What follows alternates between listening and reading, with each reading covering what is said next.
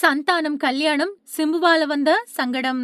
ஓப்பனாவே பேசின காதல் Sukumar. கோலிவுட்ல famous comedy நடிகரா வலம் வரவரு, இப்போ ஹீரோவா மாறி இருக்கக்கூடிய அவரு வரிசையா படங்கள்ல நடிச்சிட்டு வராரு.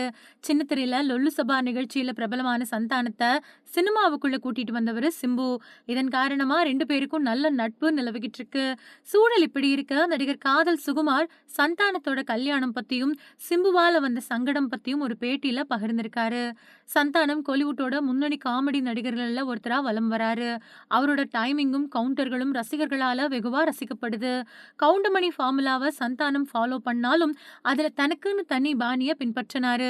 இதன் காரணமா வடிவேலு எப்படி பீக்ல இருந்தப்போ, அவர் இல்லாம ஒரு படமும் வெளியாகலையோ, அதே மாதிரி சந்தானம் பீக்ல இருந்தப்போ நிலைமை இருந்துச்சு. அதே சமயம் சந்தானம் அடிக்கக்கூடிய கவுண்டர்கள் சமயத்துல சர்ச்சையும் சம்பாதிச்சிருக்கு. நிலைமை இப்படி இருக்க, அவருக்கு திடீர்னு ஹீரோ ஆசை வந்துருச்சு.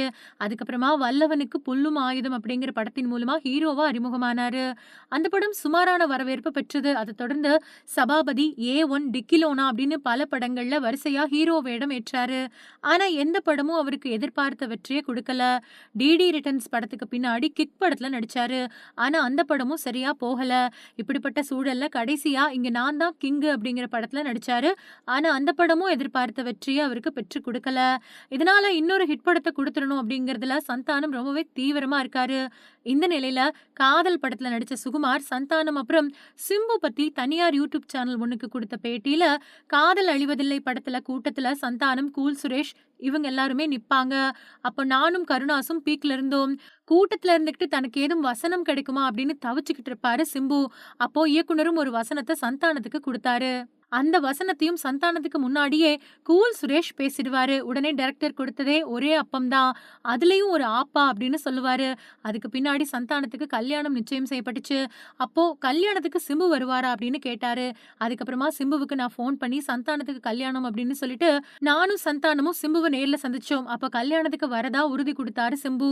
சிம்பு வரதா சொல்லியிருந்ததால சந்தானம் அப்புறம் கல்யாணத்துக்கு வந்தவங்க எதிர்பார்த்துக்கிட்டு இருந்தாங்க. சிம்புவுக்காக கட் அவுட் எல்லாம் வச்சிருந்தாங்க. ஆனா அன்னைக்கு சிம்பு வரவே இல்ல.